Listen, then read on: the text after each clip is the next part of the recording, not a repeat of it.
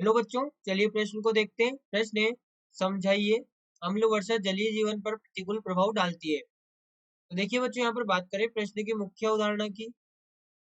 मुख्य अवधारणा देखिए, वायुमंडल में उपस्थित जो कार्बन डाइऑक्साइड होती है वो जल के साथ अभिक्रिया करके उसके फलस्वरूप वो यहाँ पर H+ आयन उत्पन्न करती है, जो यहाँ पर वर्षा जल की पीएच को 5.6 मेंटेन करके रखता है।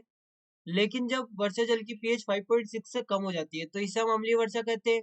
देखिए यहाँ पर हम लिख सकते हैं, वायुमंडल में उपस्थित वायुमंडल में उपस्थित CO2 द्वारा जल से की गई अभिक्रिया के फलस्वरूप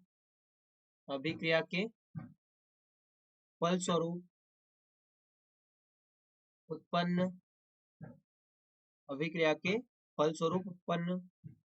H+ आयन के कारण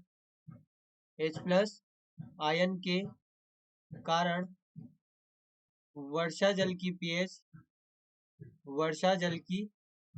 पीएच सामान्यतः 5.6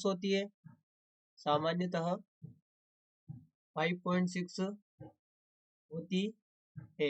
तो देखिए, जब वर्षा जल की पीएच 5.6 से कम हो जाती है, जब वर्षा जल की पीएच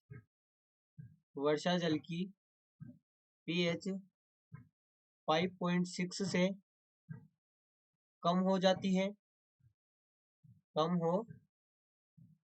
है तो इसे अम्लीय वर्षा कहते हैं।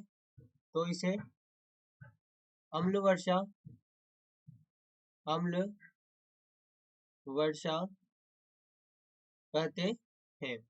ये हमारे पास में अम्ल वर्षा होती है। अब देखिए, इससे जीवन पर प्रतिकूल प्रभाव किस प्रकार से पड़ता है उसको समझे। तो देखिए, जो अम्लीय वर्षा है ये यहाँ पर कृषि, पेड़ पौधों आदि के लिए हानिकारक होती है, क्योंकि यह इनकी वृद्धि के लिए आवश्यक पोषक तत्वों को घोलकर और यहाँ पर ये पृथक कर देती है। ये मनुष्यों और जानवरों के श्वसन अवरोध यहाँ पर मनुष्यों और जानवरों में श्वसन अवरोध भी उत्पन्न करती है। देखिए, हम लिख सकते हैं यहाँ पर प्रतिकूल प्रभाव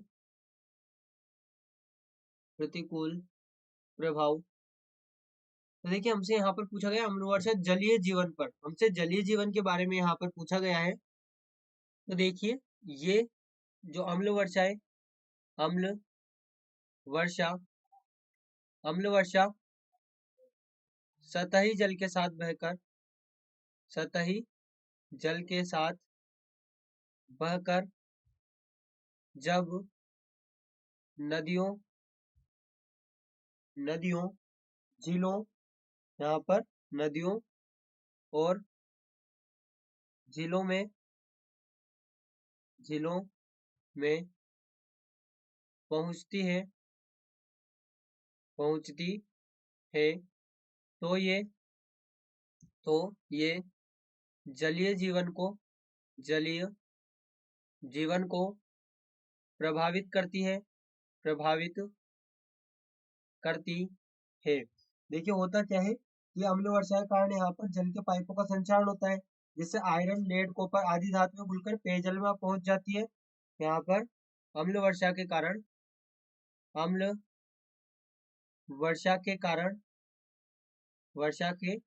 कारण जो हमारे पास में पाइप होते हैं, अम्ल वर्षा के कारण जल के पाइपों का संचारण होता है। जल के पाइपों का संचारण होता है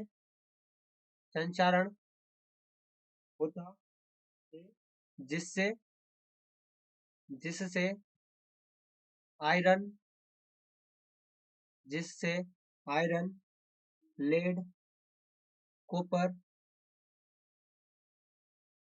लेड, कॉपर आदि धातुएं घुलकर पेयजल में आती है।